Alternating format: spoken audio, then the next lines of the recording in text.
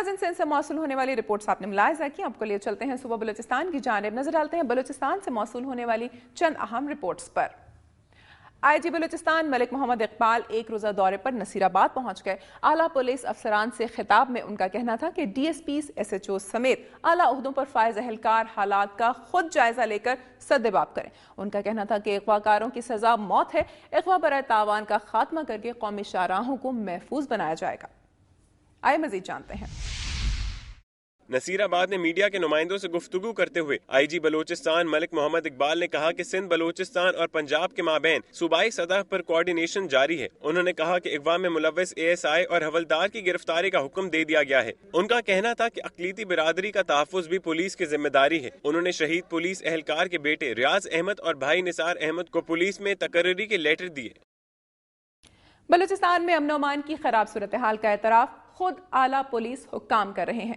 जिम्मेदारी का एहसास हो तो कोई ऐसा मसला या मामला नहीं जो हल ना हो सके। सियासी और मुआशी हालात में बेहतरी के जरिए बलूचिस्तान में बहुत से मामलात को हल किया जा सकता है। उम्मीद है कि आला पुलिस अफसरान के अज़्म और हुकूमत की कोशिशों से सुबह बलूचिस्तान में जल्द सूरत हाल बेहतर होगी। और नाज़रीन, अब एक नजर डालते हैं सुबह बलूचिस्तान से मौसूल होने वाली चंद अहम खबरों पर। SSP national highway police Sibi Naseerabad Shabi Akhtar ने कहा है कि नेशनल हाईवे पुलिस की तैनाती से कौमी शाहरात पर अमन व अमान की सूरत हाल बेहतर और सफर को महफूज बनाकर अवाम को बेहतरीन सहूलियात फराहम कर दी गई हैं। ईमानदार और फर्ज शनास अफसरान और अहलकार महकमा का कीमती असासा है। तकरीब से खिताब करते हुए SSP national highway police शबी Akhtar ने कहा है कि नेशनल हाईवे पुलिस की तैनाती से कौमी शाहराह पर सफर महफूज हो गया है। ईमानदार और फर्ज शनास एहलकार महकमे का कीमती असासा है। अच्छी कारकर्दगी का मुजाहरा करने वाले मुबारकबाद के मुस्तहिक हैं। उन्होंने बताया कि गुज़श्ता साल नेशनल हाईवे पुलिस ने कौमी शाहराह पर डकैती की मुतादिद वारदातों को नाकाम बनाकर 5 मुलजिमों को गिरफ्तार किया। तकरीब के अख्ताम पर पुलिस अफसरान और एहलकारों को अवार्ड, सर्टिफिकेट्स, नक़द इनामात से नवाजा गया। नसीराबाद जाफराबाद पहला ऑल मोहतरमा शहीद बेनज़ीर भुट्टो क्रिकेट टूर्नामेंट का फाइनल शहीद इलियास बंगलज़ई और अजमेरी क्रिकेट क्लब के दरमियान खेला गया। फाइनल में अजमेरी क्रिकेट क्लब ने टॉस जीतकर बैटिंग करने का फैसला किया और मुकर्ररा ओवर्स में 6 खिलाड़ियों के नुकसान पर 74 रन बनाए। शहीद इलियास बंगलज़ई क्रिकेट क्लब ने सिर्फ 3 विकेटों के नुकसान पर हदफ पूरा कर लिया। मेहमान खुसूसी अब्दुल कादिर ने खिलाड़ियों में इनामात तकसीम किए। उन्होंने जीतने वाली टीम के लिए 10,000 रुपए का ऐलान किया। बलूचिस्तान के बाद अब बारी है सरसब्ज पहाड़ों की सरजमीन खैबर पख्तूनख्वा की। नजर डालते हैं वहां से मौसूल होने वाली चंद अहम रिपोर्ट्स पर। चहलम शहदाए करबला के हवाले से सिक्योरिटी प्लान तश्कील दे दिया गया है। जुलूस के रास्ते सील कर दिए गए हैं। शहर में दाखिल होने वाली गाड़ियों की सख्त चेकिंग की जा रही है। इसकी मजीद तफसीलात जानते हैं इस रिपोर्ट में। सिक्योरिटी प्लान का ऐलान DSP ऑपरेशन अब्दुल हई ने खुसूसी गुफ्तगू के दौरान किया। उनका कहना था कि शहर में मोटरसाइकिल पर डबल सवारी पर पाबंदी पहले ही से आयद है। चेलम इमाम हुसैन रजी अल्लाह तआला अन्हु के मौके पर इमाम बारगाहों, मसाजिद और हसास मकामात पर पुलिस की भारी नफरी तैनात कर दी गई है।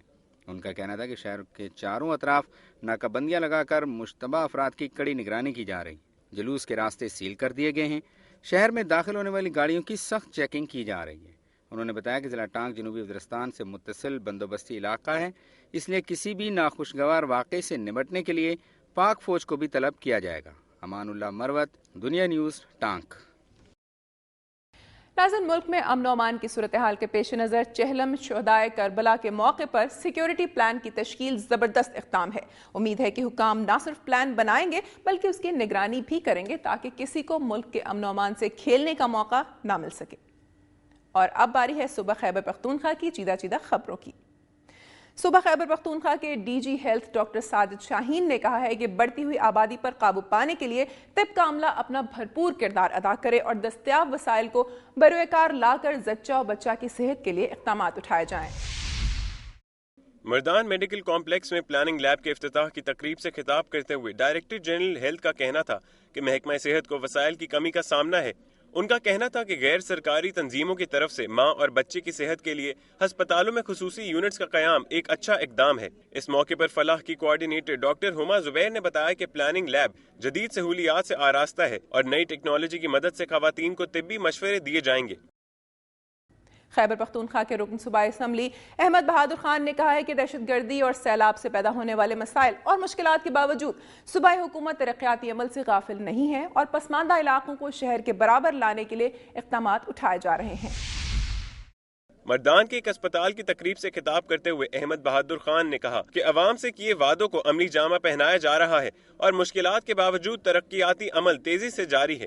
انہوں نے کہا کہ صحت، تعلیم اور مواصلات کے شعبوں میں اربوں روپے خرچ کیے جا رہے ہیں اور ان ترقیاتی منصوبوں کی تکمیل سے ان کا حلقہ ترقی کے نئے دور میں داخل ہو جائے گا۔ خیبر پختونخوا کے بعد آپ کو لیے چلتے ہیں کھیتوں کھلیانوں کی سرزمین صوبہ پنجاب کی جانب، نظر ڈالتے ہیں صوبہ پنجاب سے موصول ہونے والی اہم رپورٹس پر۔